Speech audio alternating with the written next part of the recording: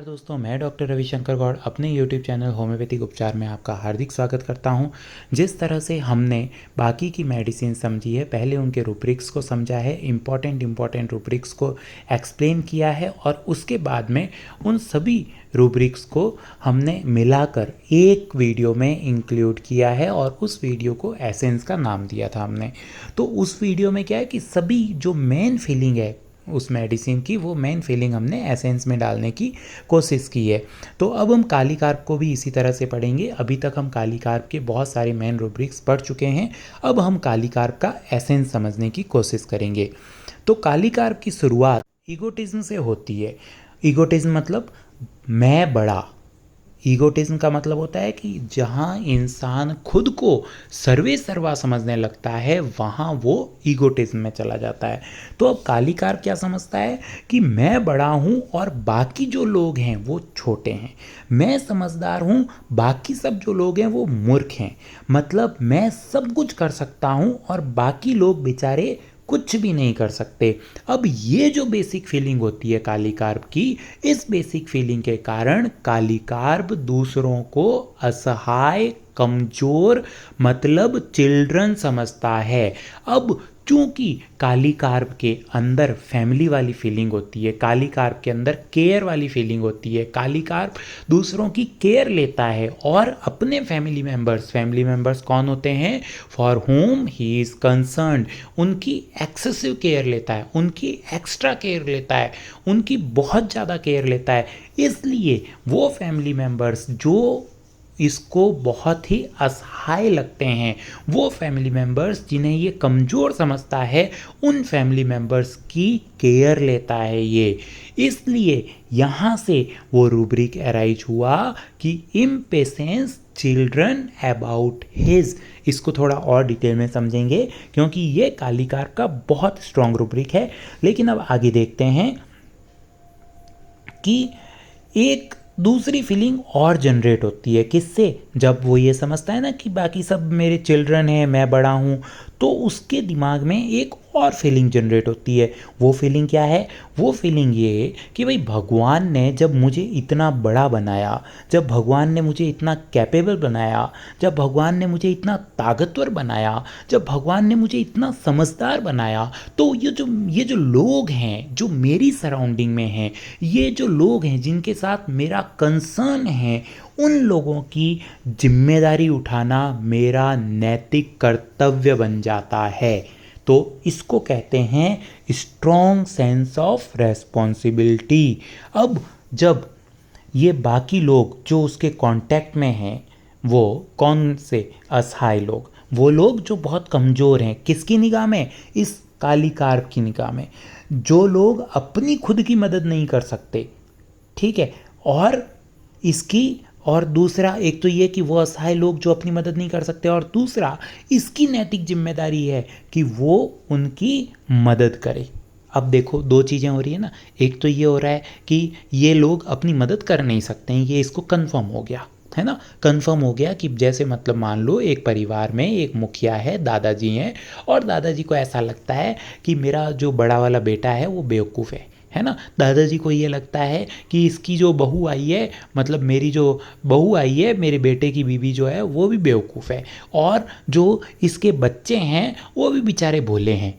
ठीक है, एक तो ये फीलिंग जनरेट हुई। अब दूसरी फीलिंग क्या जनरेट हुई कि ये भोले हैं लेकिन मैं इसका पिता हूँ, तो मुझे इसके घर की देख रेख करनी पड़ेगी। ये जो दोनों फीलिंग हैं, इन दोनों फीलिंग का कॉम्बिनेशन जो है उस काली कार्ब के पेशेंट के अंदर एक तरह की चिंता पैदा करता है, एक तरह की वरिड नेचर को पैदा करता है, और धीरे धीरे ये वरिड नेचर बढ़ती रहती है, उसकी चिंताएं उनके लिए बढ़ती रहती है। इसलिए वो हमेशा उनके लिए बहुत अधीर रहता है, वो उनकी तुरंत मदद करना चाहता है। क्यों? क्योंकि चिंता धीरे धीरे दिमाग में बढ़ रही है। इससे एक रूब्रिक अराइज होता है इम्पेशेंस चिल्ड्रन अबाउट हिज। क्योंकि उन लोगों को तो अपने भले बुरे की समझ है नहीं, है ना। अब ये कालीकार्प जो है, इसकी फैमिली वाले जो दूसरे लोग हैं, उनको तो अपने भले बुरे की समझ है नहीं, और अगर है भी तो उतनी नहीं है ना जितनी कालीकार्प को है। और अगर समझ भी हो तो उन बेचारों में ताकत नहीं है ना, कितनी जितनी कालीकार्प में है। तो फिर क्या हो, अब कालीकार्प को ये लगेगा कि भाई ये मेरी नैतिक जिम्मेदारी है कि मैं इनका भला सोचूं, ठीक है। लेकिन अब जब घर वाले ये सोचेंगे कि यार हम अपना खुद कर लेंगे ना, तुम क्यों टांग अड़ा रहे हो हमारे मैटर्स में, है ना, हमारा पर्सनल मैटर है, हमें अपना पर्सनल स्पेस दो। लेकिन नहीं, वो ऐसा क्यों कह रहे हैं पता है? वो ऐसा इसलिए कह रहे हैं क्योंकि वो बेवकूफ़ हैं, वो पागल हैं, वो नासमझ हैं, है ना। तब ये उनके साथ लड़ाई करेगा, क्या कि बेवकूफ़ों, तुम्हें नहीं पता है, तुम्हारी इस हरकत के कारण तुम लोग गड्ढे में गिर जाओगे। तो इससे एक रूब्रिक अराइज होता है, क्वेरल्स विथ फैमिली मेंबर्स। अब ये बूढ़ा है बेचारा, है ना, मम्मी मतलब उसकी बेटे की बहू जॉब पे जा रही है, बेटा जॉब पे जा रहा है, कमाने वाले ये हैं, ये बूढ़ा आदमी ये घर पे कुछ कर भी नहीं रहा, और इसको कमा के पैसा भी देना, इसकी सेवा भी करना, और ये भी सुनना कि तुम बेवकूफ़ हो। यार ये कहाँ का न्याय है? तो अब ये जो है, ये किसके साथ क्वेरल कर रहा है? ये अपने ब्रेड एंड बटर के साथ क्वेरल कर रहा है। अरे भाई, किससे पंगा ले रहा है? उन लोगों से पंगा ले रहा है जो कमा कमा के तेरे को खिला रहे हैं। इस रूब्रिक को कहते हैं, इस स्टेट को कहते हैं quarrels with his bread and butter. अब आगे क्या होता है? कालीकार्प को ऐसा लगता है कि मैं जो कर रहा हूँ ना वो सही कर रहा हूँ। अभी मैंने आपको बताया ना कि भाई ये सही थोड़ी है, ये कालीकार्प के दिमाग में नहीं आता है। ये अब हमारे दिमाग में, एक आम इंसान के दिमाग में आ सकता है कि भाई इसको जो है अपने बेटे बहू के मामलों में इंटरफेयर नहीं करना चाहिए। लेकिन ये चीज़ कालीकार्प के दिमाग में नहीं आती। कालीकार्प के दिमाग में क्या आता है? कालीकार्प को ऐसा लगता है कि इन लोगों को अपना कोई प्राइवेट मैटर रखना ही नहीं चाहिए, इन लोगों को अपना कोई पर्सनल स्पेस रखना ही नहीं चाहिए। क्यों? क्योंकि ये बेवकूफ़ लोग हैं। अगर ये कुछ प्राइवेट रखेंगे, कुछ पर्सनल रखेंगे, मुझसे कुछ छुपा कर रखेंगे, तो क्या होगा? तो ये होगा कि ये बेचारे अपना खुद का नुकसान कर लेंगे।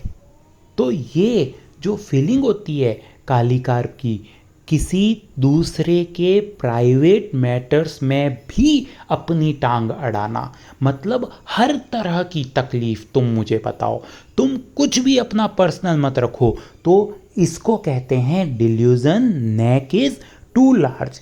कालीकार्प के दिमाग में ये सब कुछ करके भी ये है कि मैं बहुत अच्छा काम कर रहा हूँ।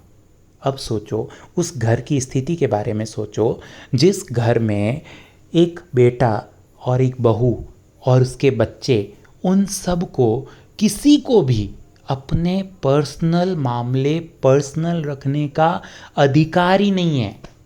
कमाने धमाने वाले वो पति पत्नी, ये बूढ़ा आदमी बैठा है, आराम से बैठा है, घर पे बैठा है, इसकी सेवा भी की जा रही है, सब इसको बाबूजी बाबूजी भी कहते हैं। लेकिन अब ये बाबूजी क्या कर रहे हैं? ये बाबूजी उन लोगों को, बेचारों को, सांस भी अपनी मर्जी से नहीं लेने दे रहे हैं।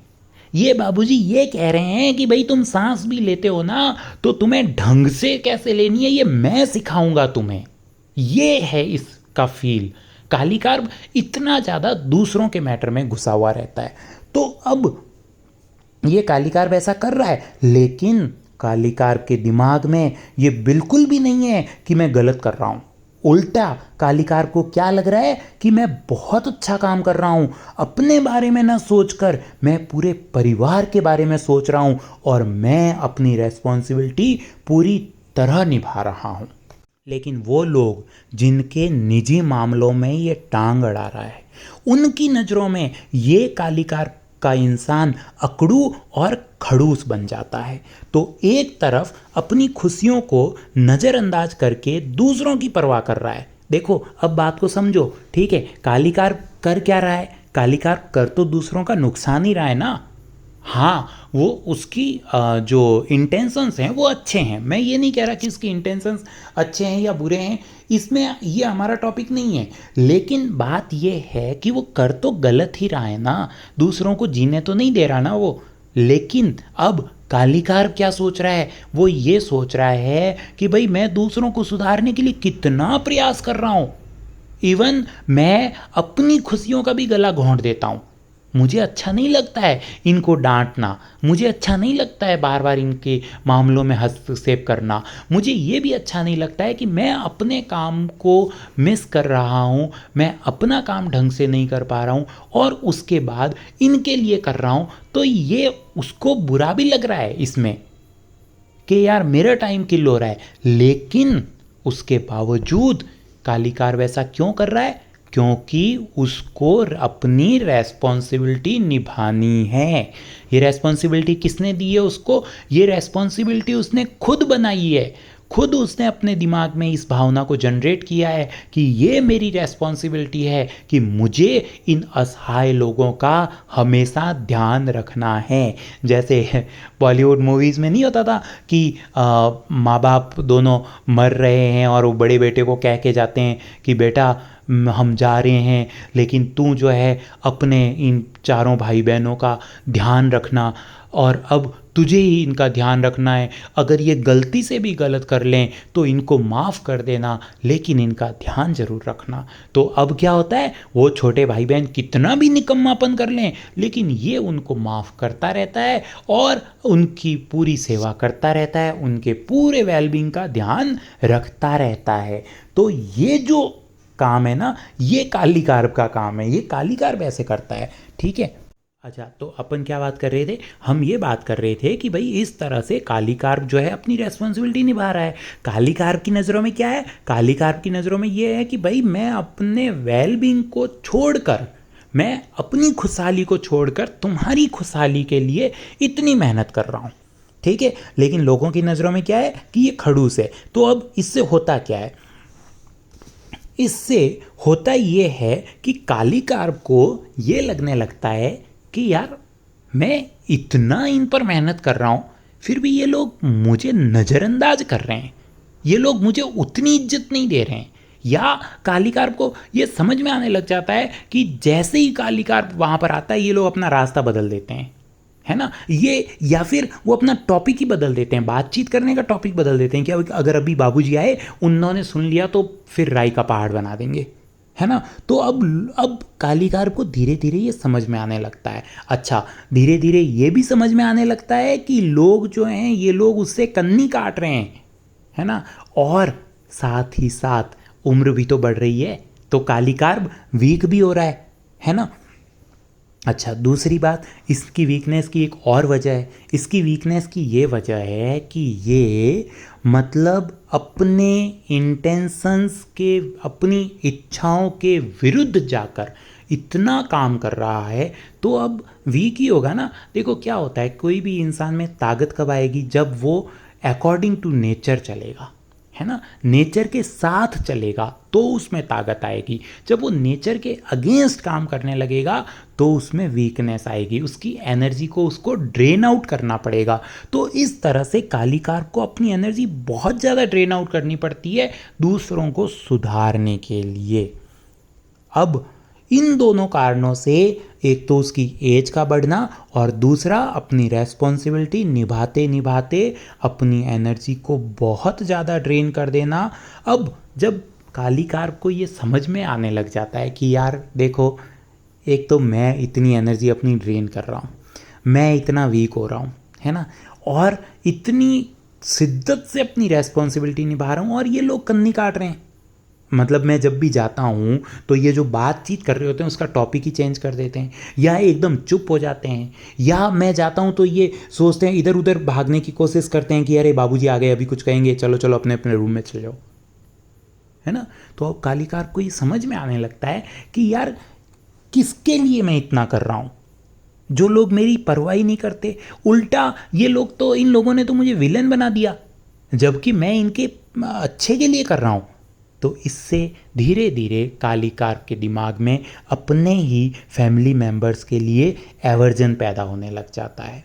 और जो ये अपने आप को इतना वीक फील कर रहा है ना, इस वीकनेस फीलिंग को दर्शाने के लिए डॉक्टर केंट ने एक रूब्रिक दिया है, डिल्यूजन हॉलो ही इज। और अब धीरे धीरे ये क्या करता है, चीज़ों को अनदेखा करना शुरू कर देता है। कोई बात कर रहे हैं बच्चे, गलत बात कर रहे हैं, उसको लग रहा है कि यार ये जो बच्चे ऐसा कर रहे हैं ना, इसकी वजह से इनके ऊपर नेगेटिव इम्पैक्ट पड़ सकता है, लेकिन वो चीज़ों को अनदेखा करने लग जाता है, अनसुना करने लग जाता है ना, वो ऐसे नज़रअंदाज करने लगता है। तो इस नज़रअंदाज करने को कहते हैं क्लोजिंग आइज़, और इससे उसको थोड़ी शांति मिलती है कि चलो यार छोड़ो ना, तो फिर वो शांत रहता है जब वो आई क्लोज कर लेता है तब। और अब चूंकि इसने परिस्थिति के लिए अपनी आंखें बंद कर ली है, लेकिन चूंकि ये स्थिति को अच्छी तरह भांप रहा है, इसलिए इसको चिंता होने लगती है कि पता नहीं कब इन असहाय लोगों के साथ क्या बुरा हो जाए। इसको कहते हैं एंग्जाइटी डार्क इन।